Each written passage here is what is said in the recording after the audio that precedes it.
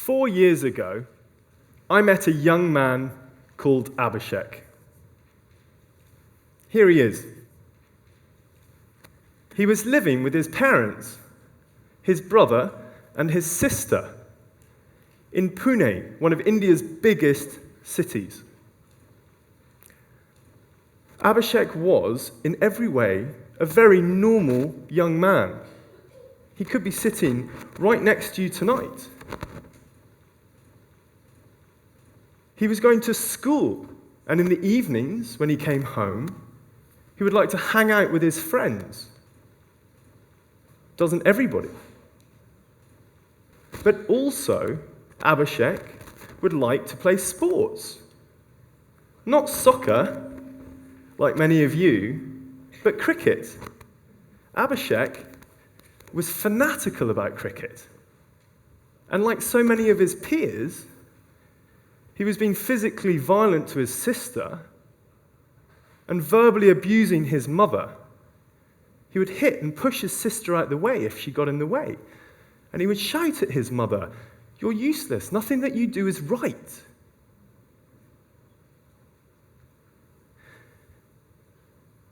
In India, where I live and work, there are 230 million young men under the age of 18. We estimate that as many as 116 million of those young men will grow up and hit women. This is an epidemic that's nearly 3 times the size of the entire population of Spain. What's more, as many as 58 million of these young men are at risk of growing up and raping women. When I heard about these numbers, I was first shocked and then angry. How have we let it get to this stage? And why have we not heard about this problem before? Well, in order to understand the answer to that question, and to understand why Abhishek did grow up to be abusive to women, we need to understand first how we're raising men.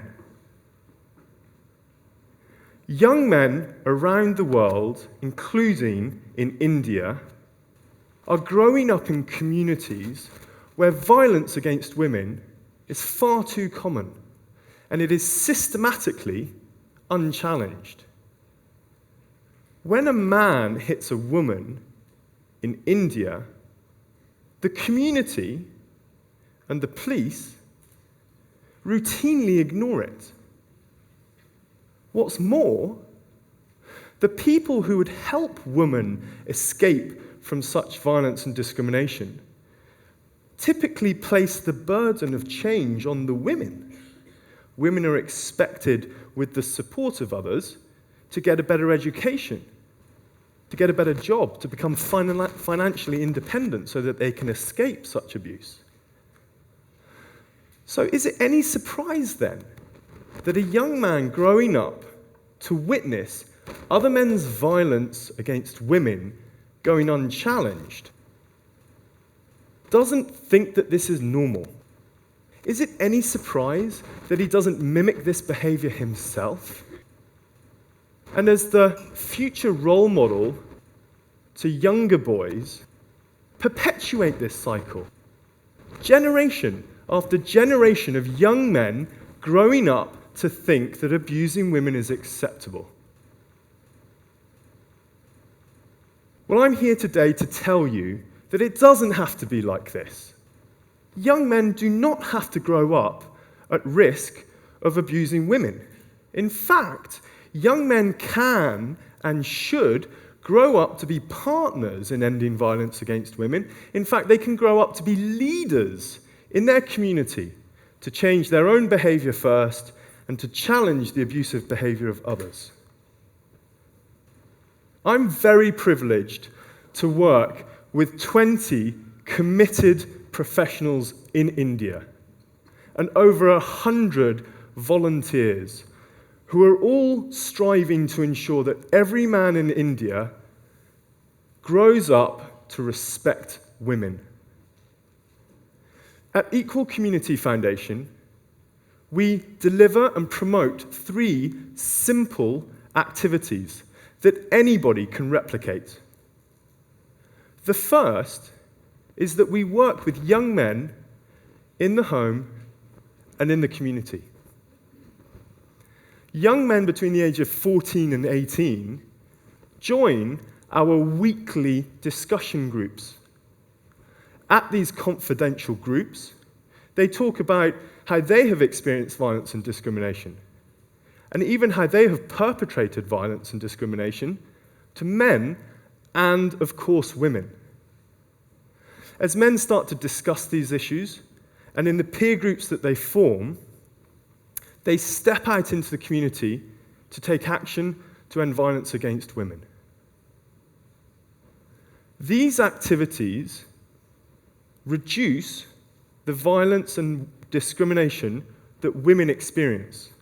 And this brings me to the second key activity that we promote: gathering evidence. Because without evidence, we will never be able to promote this field of work. We have spoken to over 350 women who live with our male graduates. Having gathered evidence in a non-solicitous manner, which women have offered us, and having analysed it, we understand that 60% of women who live with our male graduates experience a significant reduction in either physical violence or abuse. We take this evidence in our third activity, and we campaign to make sure that all activities that seek to end gender discrimination include programs that work with men. Through our Man Up India campaign, we're working with schools and colleges. We're working with corporates, and we're working with the social sector to tell them that working with men is indeed an effective and essential tool in any campaign to end violence and discrimination against women.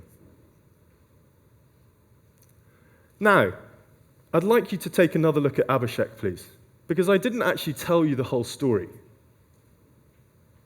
You see, Abhishek was one of the first men to stand up in his community and say, yes, I want to help.